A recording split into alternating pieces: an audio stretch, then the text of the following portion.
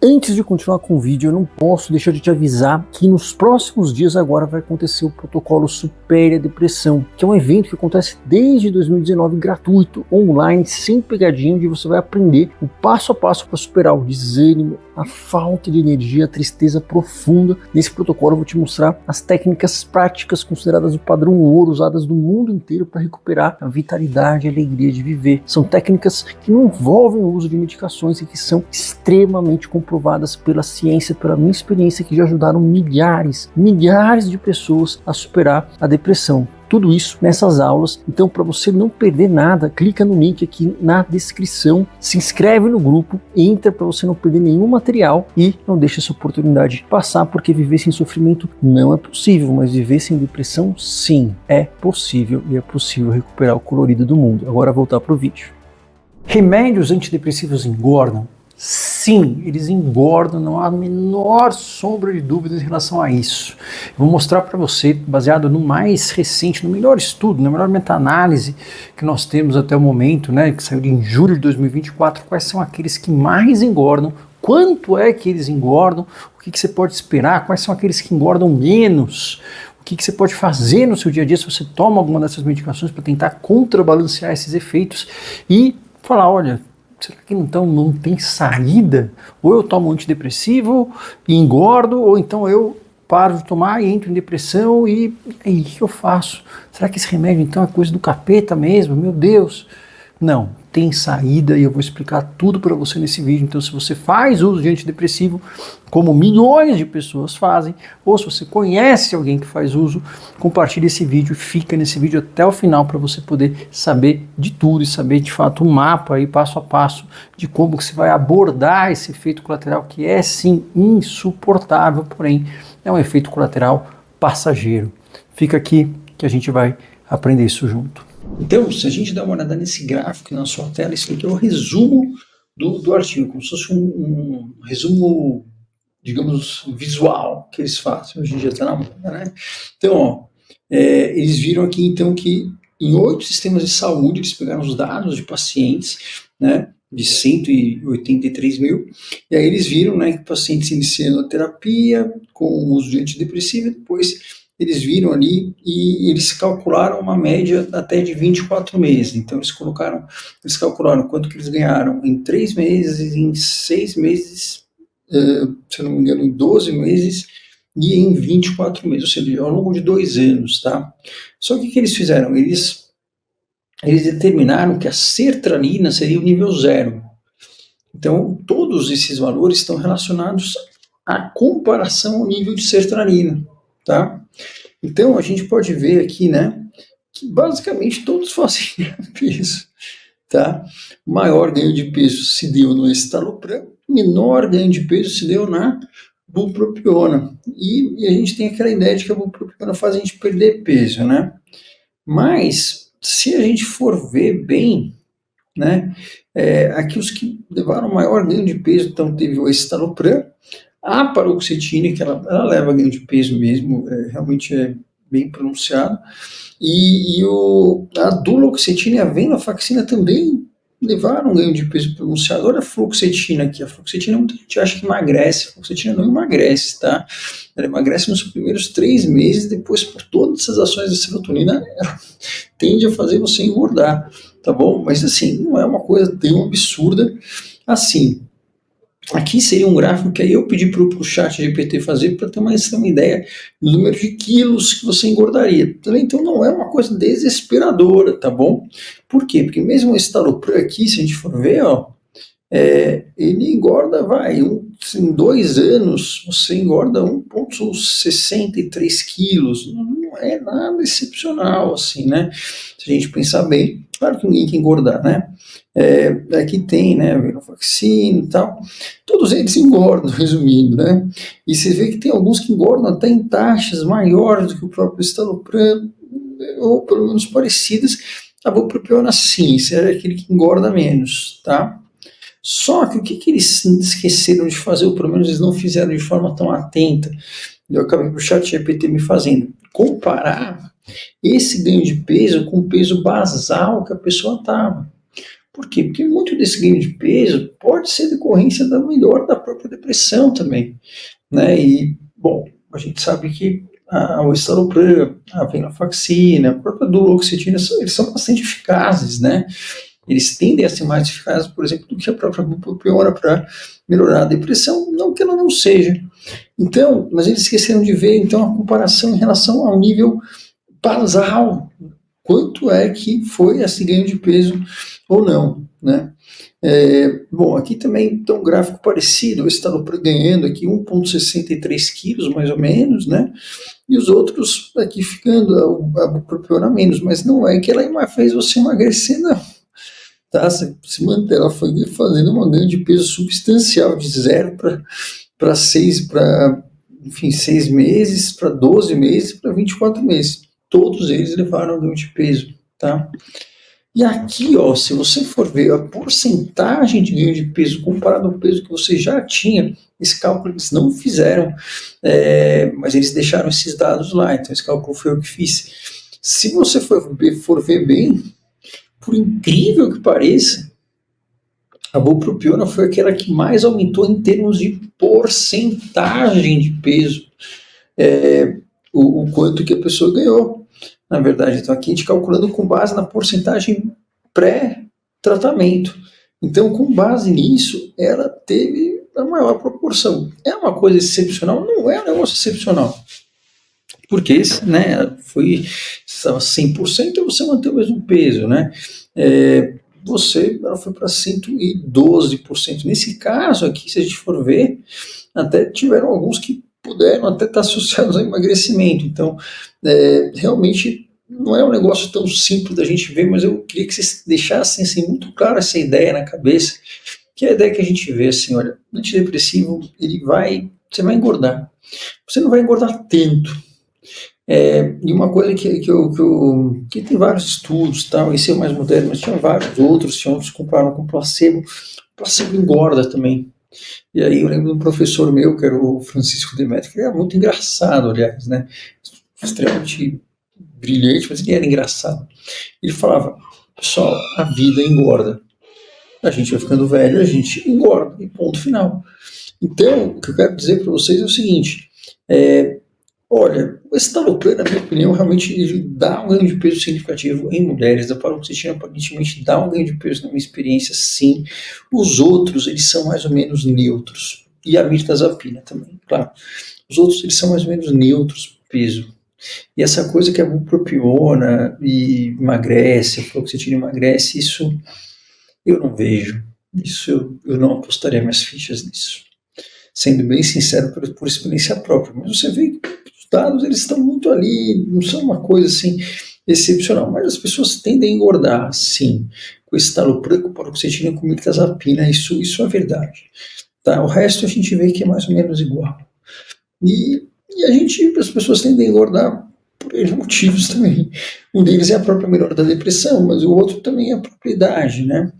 E aí, o que você vai fazer, então? O que você pode fazer para lidar com isso? Vamos descobrir agora. Bom, estratégias básicas para você lidar com isso. A mais importante delas, número 1, trate a sua depressão bem tratada. Acabe com os sintomas residuais, elimine isso. Volte a ser quem você era, tire totalmente a angústia, recupere a sua capacidade de concentração, de execução, recupere a sua capacidade de sentir prazer, de ter vontade, de fazer sonhos, de lembrar das coisas positivas que aconteceram na sua vida e tenha mecanismos de resiliência para conseguir se manter bem. Quando a vida te der pancada, você tem que tratar a depressão, porque sem tratar a depressão não adianta eu falar qualquer outro mecanismo, qualquer outra estratégia que você não vai ter condições de seguir por muito tempo, porque a depressão ela tem a característica central tirar a sua capacidade de sentir prazer, de antecipar prazer, de lembrar do prazer e de tirar a sua energia física e mental, ou seja, é impossível. Tá? Então você vai ter que tratar a depressão bem tratado. Quer dizer que é com remédio? Não necessariamente. Em alguns casos o remédio ele vai fazer parte sempre como um adjuvante ao tratamento, nunca como o protagonista. O protagonista do tratamento é você restabelecer os pilares ambientais de estilo de vida e de, enfim, estilo social, estilo de conexões que são fundamentais para que um ser humano tenha uma vida plena e satisfatória. E isso é feito através de atos, de estratégias de psicoterapia, ativação comportamental, terapia anti-ruminação, terapia do afeto positivo, terapia de resolução de problemas, e depois de tudo isso, o Mindfulness pode ajudar você a não ter recaídas. Isso é o tratamento inegociável, certo? Número 2, a ideia é que assim, né, fazer exercício, tal, tudo, eu não vou nem entrar nisso, mas outra coisa que é importantíssimo que você pode começar a fazer agora, regularizar o seu horário de sono. Ah, eu não consigo dormir. Sim, você não consegue, porque 80% das pessoas com depressão têm também insônia, mas eu não estou dizendo isso. Estou dizendo que regularizar é você estabelecer um horário para acordar. Se esse horário para acordar estiver muito depois das 8 da manhã, você vai a cada semana tentar antecipar ele meia hora. E vai manter esse horário de acordar, independentemente do horário que você foi dormir. Isso é a única estratégia? Não, mas é uma estratégia que é a mais poderosa que você pode aplicar agora. Por quê? Porque isso vai fazendo com que você regularize, a regularidade do ciclo circadiano é mais importante até do que você ter, enfim, um número de horas por semana X de sono, só que é tudo irregular. Isso é péssimo, tá? Você tem que dormir um número de horas e tem que dormir à noite. Só que você começa sempre pelo horário de acordar, você nunca começa pelo horário de dormir. Você vai para a cama somente quando você está com sono. E se você dormiu 2 horas, não importa, você vai estabelecer aquele horário de acordar e vai tentando cada vez meia hora antes. Por quê? Porque isso vai fazendo com que você acumule a tal da adenosina, que você já ouviu falar, né? Que dá sono, sim, que você vai acumulando esse sleep drive, né? E isso vai fazendo com que seu sono vá se regularizando naturalmente. A única estratégia não, se você tem insônia associada à depressão, você vai precisar fazer a TCCI, que é a terapia cognitivo comportamental para insônia. Por quê? Porque aí ela se auto-perpetua pela insônia condicionada, pela insônia, pela própria questão de estímulos que ficam ocorrendo, basicamente o cérebro fica programado para acordar à noite. É isso, né? Existe um condicionamento que é basicamente uma via de insônia que não adianta o que você quiser fazer, aquilo não vai mudar. Pode fazer higiene de sono, pode fazer meditação, quanto quiser. Mas isso é uma questão natural, uma questão extremamente eficiente e é considerado por todos os guidelines do mundo padrão ouro e dura algumas semanas, tá? Mas primeiro passo, acordar todo dia no mesmo horário, independentemente do horário que você foi dormir, e você ir antecipando isso cada vez mais meia hora e ficar do lado de uma persiana. Por quê? Porque você vai acordar, mesmo que você não queira levantar da cama, você vai abrir essa persiana. Se está longe da persiana, você dá uma rearranjada no seu quarto, coloca um barbante, não sei, abre essa persiana e saia da cama, tá? Então, beleza. Então a gente falou, trata a depressão, regularidade do horário de acordar. Você pode tentar também fazer alguns mecanismos de atenção plena. É difícil fazer isso no começo, sim, mas a ideia é que quando você for comer, pode ser que você for comer, sei lá, uma bomba de chocolate, uma torta de 3.000 calorias, eu não sei, um panetone, sorvete gostoso, mas você vai prestar atenção nos sabores, nas sensações, nos gostos, naquilo que você está comendo.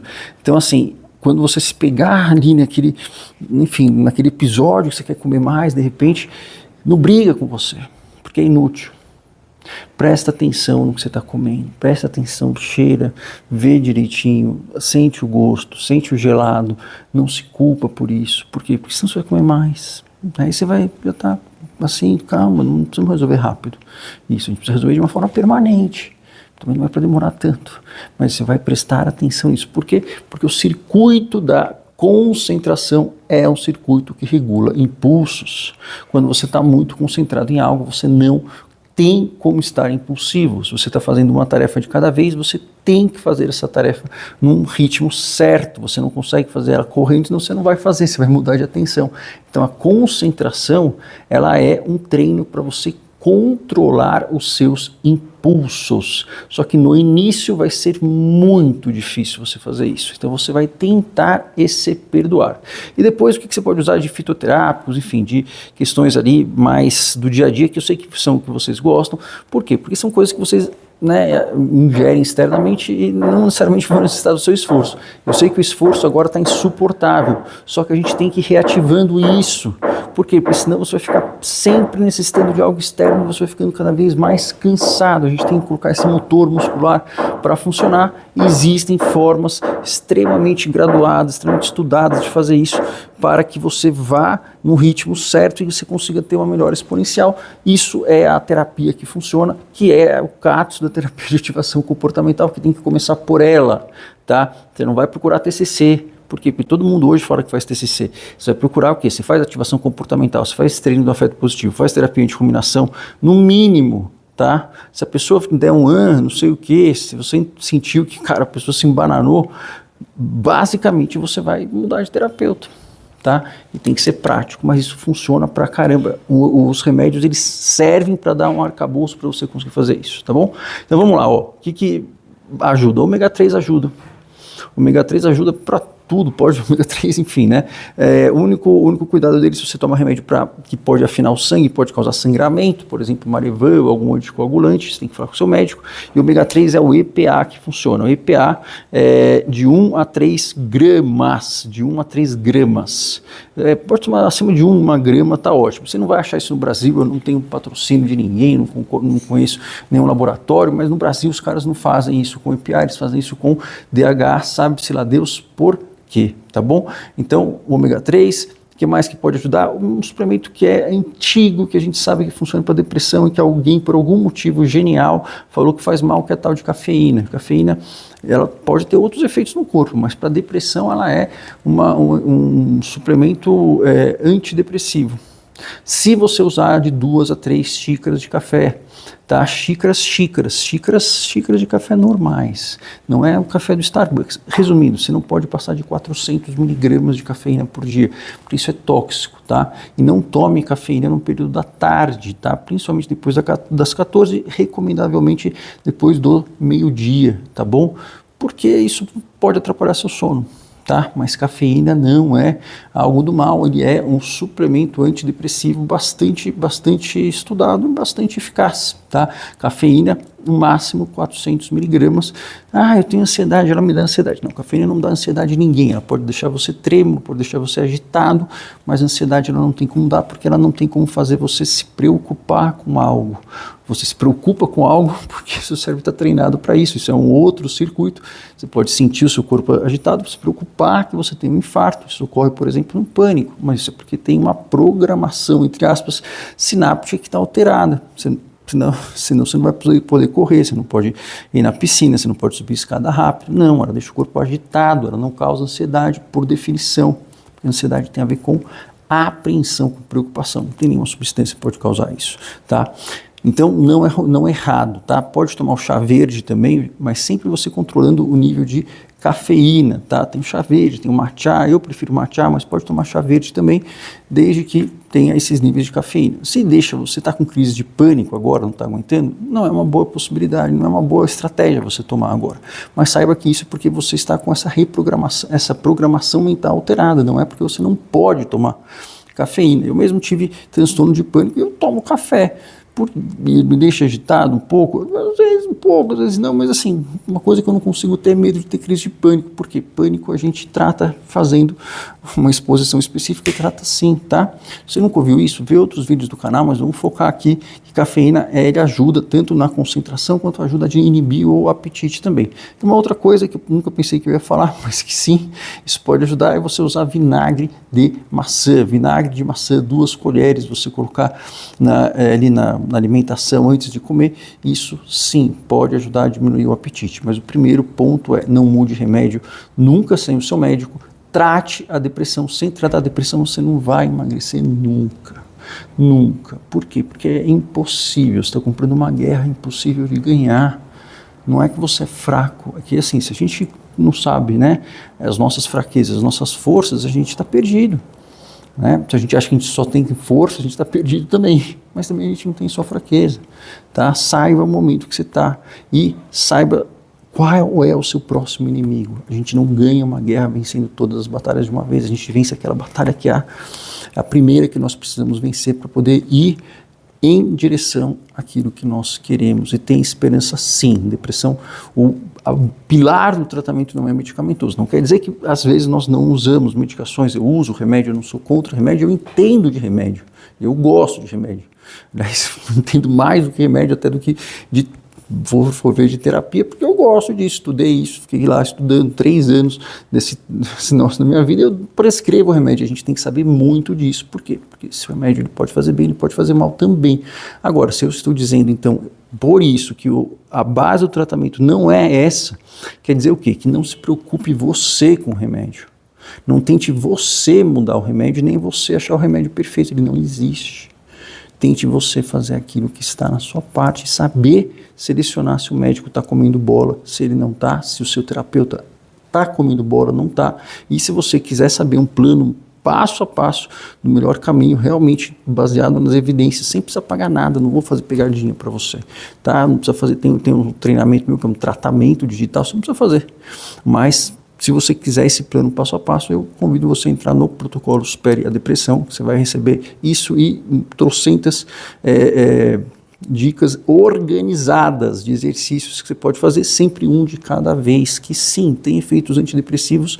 Não é que eles são mágicos, mas eles precisam mas eles funcionam e precisa ter uma ordem, tá? E saber que a única forma de você mudar a genética dos seus neurônios, mudar as suas sinapses de forma definitiva através do seu comportamento, por menor que seja. Ou seja, você tem muito poder aí e nós não precisamos de mudanças gigantes. Os pequenos passos são aqueles que movem montanhas e existe esperança. Um abraço, até o próximo vídeo.